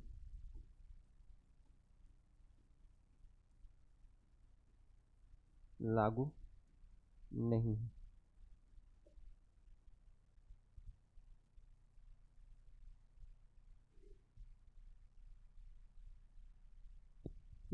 तो कहाँ कहाँ इसका ट्रिक भी बना सकते हो। मीना में, मीना में कौन कौन से राज्य में लागू नहीं है? तो नागालैंड, मेघालय और मिजोरम। ठीक है, तो मीना में ऐसे करके याद कर लो, या आप लोग जो भी बनाना चाहो बना सकते हो। ठीक, तो याद रहेगा।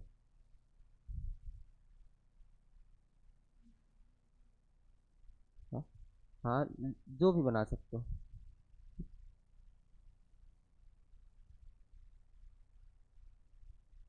ठीक, अभी लागू नहीं है, लेकिन ऐसा है क्या कि लागू नहीं किया जा सकता? किया जा सकता है। ठीक, संसद क्या करेगा, इसमें कुछ परिवर्तन करेगा उस क्षेत्र के अकॉर्डिंग और लागू कर देगा। ठीक,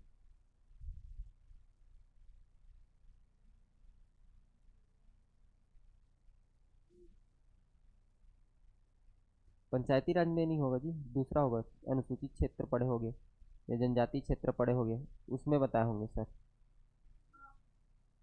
ठीक है, देखना पड़ेगा इसको। ठीक, हाँ तो हो सकता है। तो वहां पर कुछ और पंचायती व्यवस्था होगी ना जी, या कस्बा होगा। ठीक, हाँ, कहाँ? अरे, यहाँ पर 73वां यहाँ पंचायती राज व्यवस्था ही लागू नहीं है। हाँ ठीक तो है। आंसर क्या लिया था? नागालैंड। हाँ, तो पढ़ तो रहे हम लोग, 73वां संविधान संशोधन अधिनियम लागू नहीं है, तो पंचायती राज व्यवस्था ही नहीं है, तो पंचायत कहाँ से होगा? ठीक, और यहाँ पर अभी नहीं है पंचायती राज व्यवस्था, लेकिन संसद परिवर्तन के साथ लागू कर सकता है। ठीक है। अच्छा, इसको ये ऐसा पूछ सकता है कि यहाँ लागू नहीं है, लेकिन लागू कौन कर सकता है? तो याद रखना, लागू कौन करेगा? संसद करेगा। ठीक, परिवर्तन करके नियम, जैसे कि पेशा एक्ट है, जो कि अनुसूचित क्षेत्र में पंचायती राज को बताता है। ठीक, इसके बाद आपका आता है आर्टिकल नंबर 243 243 में क्या पढ़े? निर्वाचन संबंधी मामलों में न्यायालय के हस्तक्षेप का वर्जन। तो कब तक नहीं करेगा? जब तक कोई याचिका दायर नहीं करता है। ठीक, चलो इसको भी लिख लो, 243 ये नोट कर लिए। ठीक, आर्टिकल नंबर 243 ओ। ठीक, निर्वाचन संबंधी मामलों का न्यायालय के हस्तक्षेप से वर्जन।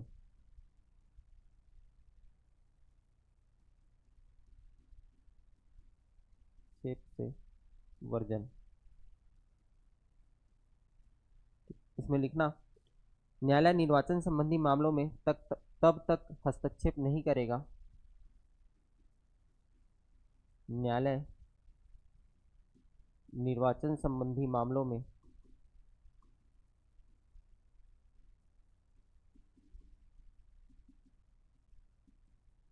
तब तक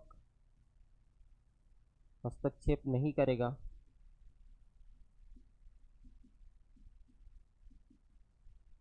जब तक कि कोई याचिका दायर नहीं होगा।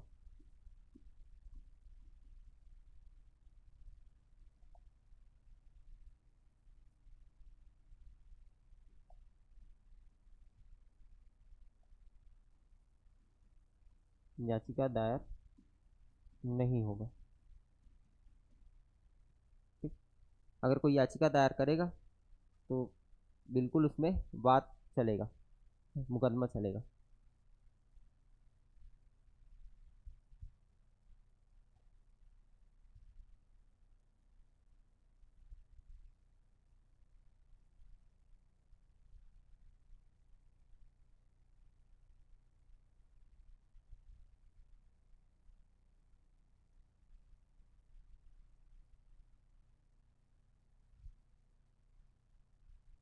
तो ये आपका अनुच्छेद होता है समाप्त। ठीक, संविधान में जो जो बातें बताई गई है ना। इसके बाद हम लोग पढ़ेंगे मध्य प्रदेश, ठीक है, पंचायती राज अधिनियम 1993।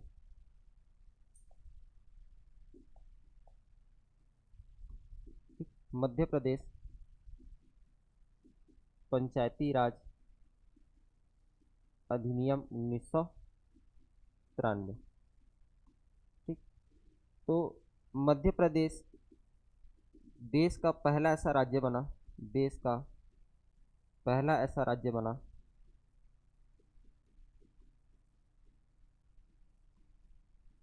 जहां, या अपन बोल सकते हैं जो कि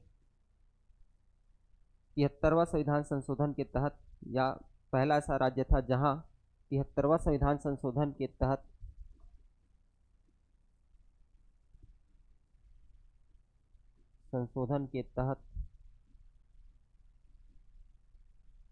पंचायती राज व्यवस्था लागू हुई। पंचायती राज व्यवस्था लागू हुई। ठीक, तो 73वें संविधान संशोधन अधिनियम के तहत देश में सबसे पहले पंचायत व्यवस्था कहाँ लागू हुआ? तो मध्य प्रदेश में। ठीक, यहाँ राज्यपाल की अनुमति मिली। राज्यपाल की अनुमति मिली 24 जनवरी 1994। 24 जनवरी 1994 और राजपत्र में प्रकाशित हुआ 25 जनवरी 1994।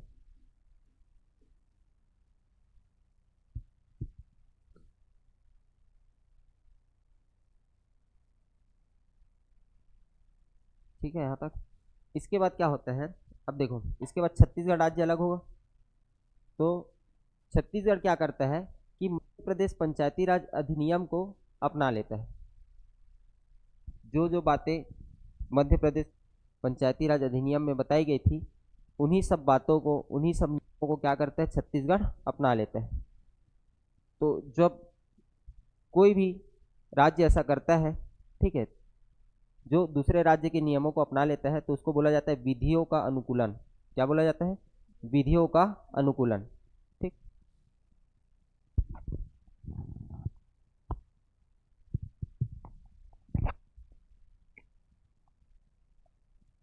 ये याद रहेगा, इसको भी याद रखना।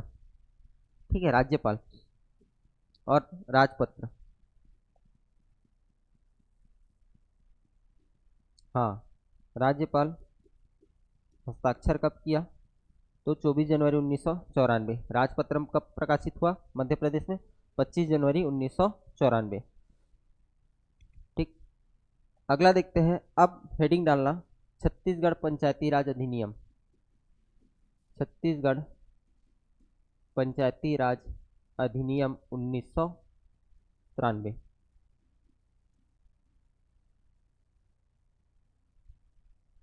ठीक, क्योंकि मध्य प्रदेश पंचायती राज अधिनियम कब बना? 1993। और इसी को क्या करता है, छत्तीसगढ़ अपना लेता है तो इसमें भी हम लोग पढ़ते हैं कि छत्तीसगढ़ पंचायती राज अधिनियम 1993। ठीक, अब छत्तीसगढ़ में क्या क्या होता है, तो सबसे पहले तो विधियों का अनुकूलन आदेश पारित होता है। विधियों का अनुकूलन आदेश,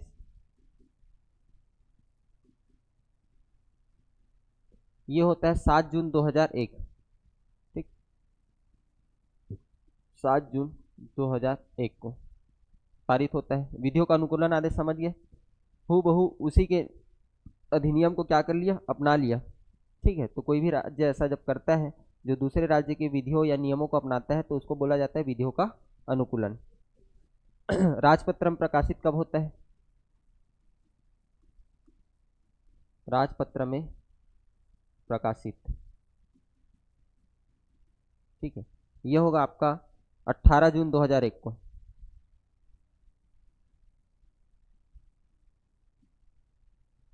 ठीक है, इसको लागू किया जाता है बैक डेट से, लागू किया जाता है 1 नवंबर सन 2000। ठीक, तो तीनों को हूबहू पूछता है। ठीक, पूछा जाएगा कि छत्तीसगढ़ पंचायती राज अधिनियम में विधियों का अनुकूलन आदेश कब पारित हुआ, 7 जून 2001 को। राजपत्र में, छत्तीसगढ़ में राजपत्र कब प्रकाशित हुआ, 18 जून 2001 को। ठीक है, और छत्तीसगढ़ में पंचायती राज अधिनियम कब से लागू है, तो 1 नवंबर सन 2000 से, बैक डेट से लागू किया गया। ठीक, अब छत्तीसगढ़ पंचायती राज अधिनियम में अध्याय कितने हैं, तो 15 अध्याय है। धारा कितना है, 132 धारा है। ठीक है, कितना धारा है, 132। अनुसूची कितना है, तो चार अनुसूची है।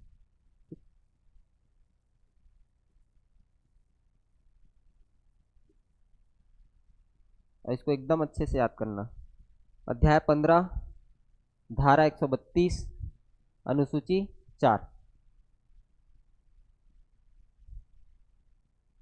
ठीक,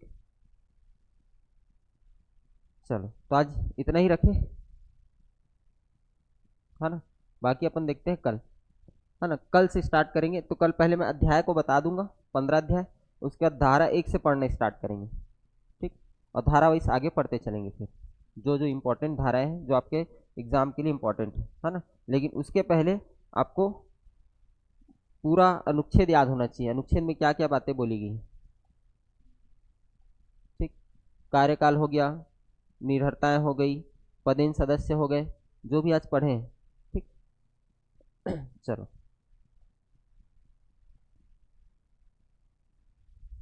मिलते हैं कल।